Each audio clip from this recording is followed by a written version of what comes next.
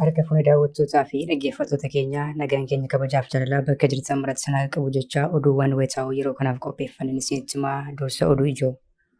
Irree fi gaachanni saba Oromoo waraanni bilisummaa Oromoo goleelee Oromiyaa cufa keessatti waraana faashistii Abiyyee kan sirna bulguu Minilik leellistuu fi hawaasa nagaa darartuu haleeluun injifannoo culuqaa galmeessuu itti fufee jiraachuu ifoomseera. Lola jabaa waraana bilisummaa Oromoo fi waraana faashistii Abiyyee gidduutti taasifameen konkolaataa siree fi lama dabalatee obbo loltoota faashistii hedduu ajjeesuu fi booji'uu ibse. Eessatti yoom kan jedhu bal'inaan isin biraan geenya. Ija keessattuu hin argu malee funyaan keessattuu hin fuunfatu malee Itoophiyaa keessaa guddina osoo hin taane miraakilii yookiin guddina dinqisiisaatu jira jechaa kan turan muummichi ministeera Abiy amma ammoo impaarettiin bara 2036tti Afrikaa irraa guddina dinagdeen tokkoffaa taatii jechuun kaleessa dubbatan. Waggaa lama dura ammoo haasaa kana faallessu paarlaamaa irratti dubbatanii turan. Haasaa isaanii kaleessaa fi kan waggaa lama duraa suur-sagaleen dabaallee kan balballoomsinu ta'a. Raansaa Mardaasaa itti dhaadachaa kan ture Phaaphaasiin kutaa lallabaa godina Arsii Bahaa aangoo irraa kaafaman. Kana duraa ajjeechaa hordoftoota amantaa Ortoodooksii irratti raawwatame wajjin wal qabsiisee doorsisni irra gahaa tureera. Ajjeechaa kana kan raawwate Bilxiginnaan waboo fi faannootti qabachuu yaalus qaamoleen lamaanii fi uummanni Bilxiginnaan raawwachuu saaxilanii turan. Eenyutu aangoo irraa kaafame waboo fi faannoon maal jedhan kan jedhu gabaasa keenya keessatti kan dhageessan ta'a. Baankonni ragaa barnootaa hojjettoota isaanii akka sakatta'anii fi sirrii ta'uu isaa akka adda baasan qajeelfamni baankii biyyoolessaan kenname.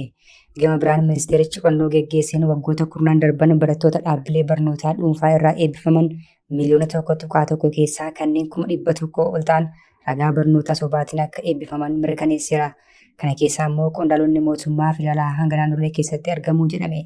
Bal'ina oduu keenya keessatti kan balballoomsinu ta'a. Toora YouTube chaanalii kanaa subscribe, like, share taasisaa jechaan gara oduu bal'inaan qopheeffanneetti isin dabarsa. Irree fi gaachanni saba Oromoo waraanni bilisummaa Oromoo goleelee Oromiyaa cufa keessatti waraana faashistii Abiyyee kan sirna bulguu Minilik leellistuu fi hawaasa nagaa darartuu haleeluun injifannoo culuqaa galmeessuu itti fufee jiraachuu ifoomseera. Lola jabaa waraanni bilisummaa Oromoo fi waraana faashistii Abiyyee gidduutti taasifameen waraanni bilisummaa Oromoo konkolaataa 3 fi loltoota faashistii Abiyyee hedduu dabalatee ajjeesuu booji'uu ibse. Irree fi gaachanni saba Oromoo waraanni bilisummaa Oromoo waraana faashistii Abiyyee kan barcuma aangoo nama dhuunfaa tiksuuf bobbaatee hawaasa dararaa turte wajjin lola jabaa geggeessuun himameera. Dilbata kaleessa lola jabaa godina Horroo Guduruu Wallaggaa aanaa Amuruutti taasifameen irree fi gaachanni saba Oromoo waraanni bilisummaa Oromoo zoonii lixaa loltoota faashistii Abiyyee konkolaataa 3F2 imalaa turte daaraa botoroo taasiseera. Injifannoo culuqaa waraanni bilisummaa Oromoo aanaa Amuruutti galmeesse kanaan rifaatuu guddaa keessaa kan seenan hoogganoonni godinaa fi qondaalonni waraanaa walitti namuun walidhaa fi wal qorachaa jiraachuu maddeen keessoo ifoomsaniiru. Waraanni bilisummaa Oromoo diinaa ka'uu fi taa'uun dhorkuun leellaa taasisu jabeessee itti fufuudhaan kibba bahaa Oromiyaa godina Arsii Bahaa aanaa Mureessaa keessattis waraana faashistii Abiyyee kana daaraa botoroo taasisuu ibse. Irree fi gaachanni saba Oromoo waraanni bilisummaa Oromoo zoonii kibba bahaa lola jabaa gaafa muddee 2025 godina Arsii Bahaa aanaa Mureessaa keessatti waraana faashistii Abiyyee kan barcuma aangoo nama dhuunfaa tiksuuf bobbaase waliin geggeesseen loltoota Bilxiginnaa kan irraa 16 ajjeesuun 10 madeessee qondaala tokko ammoo booji'eera. Kanneen lubbuun haftee rifaatuu guddaadhaan baqattee magaalaatti galuutu himame. Waraanni bilisummaa Oromoo qondaala kana booji'uun cinatti qawwee Akaamaa 7 gumbii 13 fidhannoo 6 irraa hiikkateera. Eenyu maal kee? Imaam eenyu? Imaam Aliyyee. Ayyee Wareessaa? Gara Fadaamatoodha. Maal godhu dhufte? Nu qabaniiti as nu fidanii turan. Warra Waayyuu maal godhu dhufte? Warra Waayyuu keessa jirtaa? Lolla jedhanii nu fidanii dhufanii. Eenyu lolla jedha? Shanee lolla jedhanii. Shanee. Duba akkam gaafa dhufan maal agarra? Gaafa dhufnoo gaantineen isaan waan jedhan utuu dhugaa miti nama nagaa loluu jiranii. Kanaafuu nu irraa deebinee itti dhiibnee deemne. Baqattee immoo akkam qawweesni dhufe? Baqannee deemne qawween isaa dhukeessa isaa tokko ajjeesanii rannu. Qawween qabdu ati? Hin qabuun. Eessaa isinii kenna eessa fidee maalii dhufte? Yoon qullaafe? Isinii kenna nu fuunee isinii kenna nu jedhanii nu fidanii. Qawwichas nu kennine.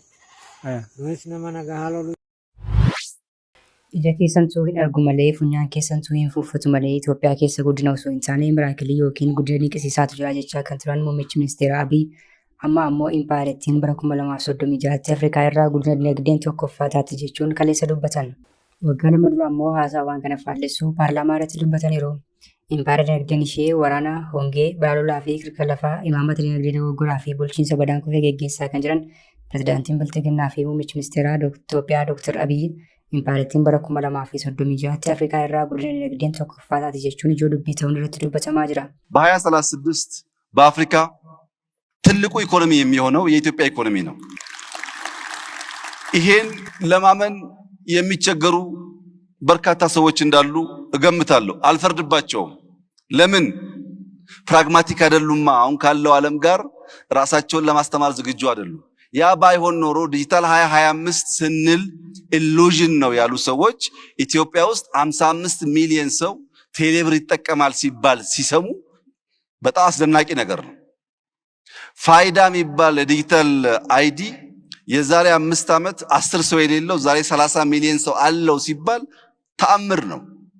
5 ሚሊዮን ኮደርስ ኢትዮጵያ ውስጥ እንፍጠር፣ ታለንት ላይ ኢንቨስት እናድርግ ብለን 2 ሚሊዮን ገደማ ማሳካታችን ሚራክል ነው።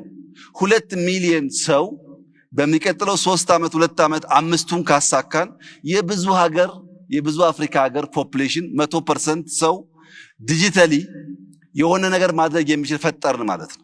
ለዚህ ነው በአፍሪካ አንደኛ ምን ሆነው ነገ ላይ ኢንቨስት አድርገን ነው ዛሬ ባለው ሁኔታ ብቻ አይደለምና ተባብረን ኢትዮጵያን ከድህነት የምናወጣ ከችግር የምናወጣ መልኳን ውበቷን የምንገልጥ ሰርተን በታሪክ የምንታወስ ሰዎች እንድንሆን በመደመር እሳቤ በጋራ ሀገራችንን እንድናለማ አድራላችሁ ፈልጋለሁ።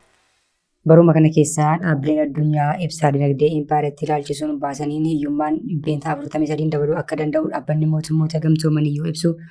Liqeessitoonni boondii ammoo impaayeretti liqii irra jiru kaffaluu dadhabdee jechuun mana murtiitti himachuuf akka jiran ibsanii turan. Keessottis qaamni maqaadhaaf biyyan geggeessa ofiin jedhu miindaa kaffaluu dadhabuudhaan hojjettoonni mootummaa nyaata haftee hoteela irraa funaannachaa yeroo laaqanaa mana amantaatti dabarsaa fi kiraayii manaallee kaffaluu dadhabuun dhokatanii biroo keessa akka bulan paarlaamaa irratti dhiyaachuu irratti dubbatamee ture. Impaayerettii keessa guddina osoo hin taane miraakiliitu jira kan jedhan muummichi ministeeraa kun dhiyeenya kana ammoo paarlaamaa irratti guddina dinagdee keenyaa GDP osoo hin taane ijaa fi funyaaniin adda baasuun ni danda'amaa jedhaniiru. Kontuu kanaan jiru guyyaa kaleessaa ammoo qondaarota isaanii walitti qabuun marii taasisaniin impaayerettiin bara 2036 Afrikaa irraa guddina dinagdeen tokkoffaa taati jedhaniiru. Muummichi ministeeraa kun kan duraa paarlaamaa irratti haasaa taasisaniin guddina dinagdee jiru erga dhaadhessanii booda kaayyoon isaanii bu'uura kaa'uudha malee rakkoo kana furuu akka hin taane ibsanii turan. እኛ ወደ ቢሮ ስንመጣ የኢትዮጵያ ጂዲፒ 84 ቢሊዮን ዶላር ገደማ ነው። አሁን 164 ቢሊዮን ዶላር ገደማ ደርሷል። ይሄ በኢትዮጵያ መንግስት የተነገረ ዳታ ሳይሆን የአይኤምኤፍን ዳታ ነው እንዳለ ማሳየው። የሰው የነፍስ ወከፍ ገቢያችን 882 ዶላር ነበር። አሁን 1549 ደርሷል። እሱም ደብል አድርጓል። ከዚህ በተጨማሪ አጠቃላይ የኢትዮጵያ እድገት በአፍሪካም ይሁን በዓለም ፈጣን እድገት እያረጋገጡ ካሉ ሀገራት ጥቂቶች ውስጥ አንዷ መሆኗ የታወቀ ሀቅ ነው። ስራው የሚያሳይ ነው። ይሄ ስለሆነ የኢትዮጵያ ውስጥ ያሉ ኢኮኖሚ እድገቶች እያንዳንዱን ሃውስሆልድ እያንዳንዱን ቤተሰብ ችግር ፈተዋል ወይ? የኑሮ ውድነቱ ሲነሱ የነበሩ መከራዎች ፈተዋል ወይ ያላችሁ እንደሆነ እኔ በእኔ እምነት የኔና የእናንተ ዘመን ስራ ያን ችግር መፍታት ሳይሆን ለብልጽግና አስፈላጊውን መሰረት መጣል ይመስለኛል። ለሺህ ዓመት በድህነት የነበረች ሀገር በ10 ዓመት ልንቀይራት አንችልም። Waggaa lama booda ammoo haasaa dubbii isaanii faallessu kan dubbataniiru. Muummichi ministeeraa haasaa wal'aa yeroo dubbatan kun kan jalqabaa miti. Kan duras irra deddeebiidhaan kan gabaafamaa ture. Araarsaa Mardaasaatti aadachaa kan ture Paappaasiin kutaa lallabaa godina Arsii Bahaa aangoorraa kaafaman. Kan dura ajjeechaa hordoftoota amantaa Ortoodooksii irratti raawwatame wajjin wal qabsiisee doorsisni irra gahaa tureera. Ajjeechaa kana kan raawwate Bilxiginnaan woboo fi faannootti qabachuu yaalus qaamolee lamaaniif uummanni Bilxiginnaa raawwachuu saaxilaniiru. Paappaasii kutaa lallabaa godina Arsii Bahaa kan turan Abuune Yaared yoo aangoorraa kaafaman bakka isaanii yeroof Abuune Elsaayi bakka buufaman odeeffannoo mana amantichaarraa argameen ifoomsa. Ajjeechaa hordoftoota amantaa Ortoodooksii godina Arsii Bahaa aanaalee garaagaraa keessatti raawwatame wajjin wal qabatee muddama hamaa keessa kan seenan Abuune Yaared aangoorraa kaafamaniiru. Hoogganaan biiroo bulchiinsaa fi nageenyaa Oromiyaa obbo Araarsaa Mardaasaa kanaan dura qorannoo manni maree amantaalee Itoophiyaa qorate jijjiirsuun ajjeechaa kana kan raawwate woboo fi faannoodha jedhaatii ibsa kennaa jechuun doorsisuu fi Abuna Yaareeditti ammoo dhalachuun gabaafamee ture. Biltiginnaan saboota gidduutti kaan ammoo amantaan hawaasa gidduutti walitti bu'iinsa uumuun aangoo isaa dheereffachuuf shira xaxaa'uudha. Ajjechaa godina Arsiitti raawwatame kanas qaamoleen nageenyaa biltiginnaa raawwachuu jiraattonni mana maree amantaalee Itoophiyaaf mirkaneessanis manni marichaa garuu woboo fi faanoodha jechuun ibsa kennee ture. Yeroo sanatti ibsa baasee kan ture abaaboo woboon ajjechaa suukkanneessa raawwatame kanatti gadduu ibsuun gochicha kan raawwate biltiginnaa ta'uu eere. Biltiginnaan Harargee fi Jimmaattis waan wal fakkaatu raawwachuun maka balleessi raawwachuuf yaaluu ibsee ture. Miseensa koree giddu galeessaa faannoo kan ta'e Asiras Daamtee yeroo sanatti yaada miidiyaa Itoo Niwus jedhamuuf kenneen ajjechaa suukkanneessaa akkasii kan raawwatu biltiginnaan ala hin jiru jedhe. Nuyi caasaa faannoo jedhu godina Arsii keessaa hin qabnu kan jedhe Asiras biltiginnaa ofii raawwatee qaamolee kaan ittiin maqaa balleessaa jedhe. Kanas ta'ee sana Araarsaa Mardaasaa akkuma dhalatee ture Abuna Yaareed aangoorraa kaasuun namni biraan akka bakka buufamu ta'eera. Biltiginnaan abbootii amantaa isaaniif ajajamuu didan hidhaa Araarsaa fi aangoorraa kaasaa jiru.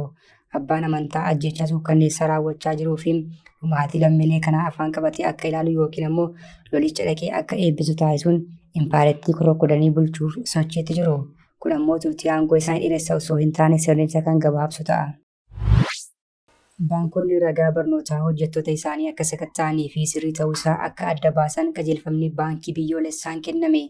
Gama biraan ministeerichi qorannoo geggeessine waggoota kurnaan darban barattoota dhaabbilee barnootaa dhuunfaa eebbifaman miliyoona 1.1 keessaa kanneen 100,000 ol ta'an ragaa barnoota sobaatiin akka eebbifaman mirkaneesseera jedhe. Kana keessatti ammoo qondaalonni mootummaa federaalaa hanga naannolee keessatti argamu jedhame. Gita hojii garaagaraa irratti ragaan barnootaa sobaa baay'achuu fi sartifikeeta digirii gurguramaa ta'uun isaa erga irra gahamee booda baankiin biyyoolessaa ibsa baaseen dhaabbileen baankii impaarettii keessatti argaman hundi ragaa barnootaa hojjettoota isaanii akka sakatta'anii fi sirrii ta'uusaa akka mirkaneessaniif qajeelfama kenne. Qajeelfamni kenname kun akka agarsiisutti tokkoon baankilee impaarettii keessa jiranii ragaa barnootaa hojjettoota isaanii kan digirii jalqabaa dura jiru qaama dhimmi ilaallatu wajjin akka adda baasan ajaja.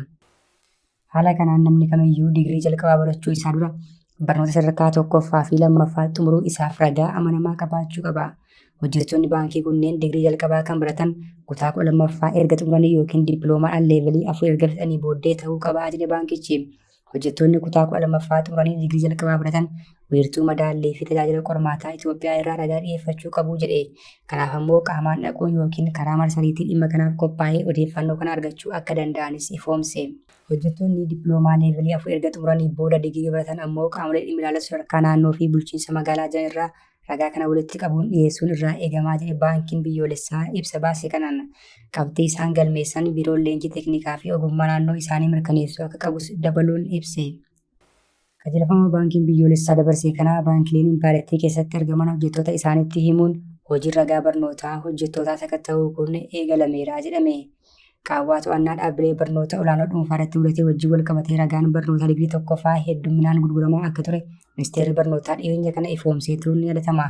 Ministeerichi qorannoo geggeesseen waggoota kurnaan darban barattoota dhaabbilee barnootaa dhuunfaa irraa eebbifaman miliyoona 1.1 keessaa kanneen 100,000 ol ta'an ragaa barnoota sobaatiin akka eebbifaman mirkaneesseera. Warreen ragaa barnoota sobaatiin eebbifamaa turan kana keessatti ammoo qondaalonni mootummaa sadarkaa federaalaatii hanga naannolee jiran keessatti argamu. Yeroo baay'ee ragaa barnootaa muummicha ministeeraa impaarettii wajjin wal qabatees komiin bal'aan ni ka'a. Muummichi ministeeraa kun hanga kutaa 7ffaa caatti barachuun ala eessatti yoom akka qormaata naannoo kutaa 8ffaa qormaata biyyoolessaa kutaa 10ffaa fi 12ffaa qoraman odeeffannoo gahaan hin jiru. Inumaayyuu miidiyaan EBS jedhamu Dr. Abiyyi bara 1996 kutaa 10ffaa xumuruu gabaasama hatattamaan yuutuubii irraa buufame. Ragaa barnootaa qulqulleessuun achi utuu jalqabee gaariidha kan jedhanis jiru. Kabajamtoota hordoftoota keenya oduun sa'aatii kanaaf qabannee dhiyaanne kana gaamaatti hordoftan ture. Oduu biraan hanga walitti deebinutti nagaatti.